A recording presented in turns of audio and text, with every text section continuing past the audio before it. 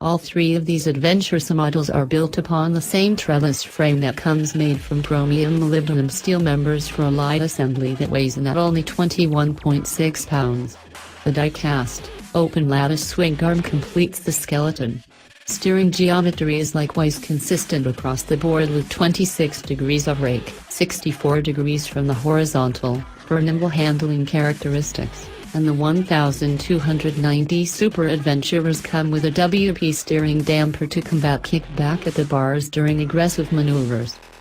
Fat, used 48mm forks buoy the range, but where the R models run fully adjustable WP forks, the Street-tastic T takes it to the next level with a semi-active WP suspension system. The system uses a suspension control unit with a choice of 4 separate modes that deliver variable damping rates so the rider can dial in for the prevailing road, or off-road, conditions and personal preference. Brake components are also mostly the same with radial mount, 4-pot, opposed piston binders pinching dual 320mm discs and a twin-pot rear caliper and 268mm rear disc to slow the rear wheel. ABS is present across the board, but again with model-specific differences.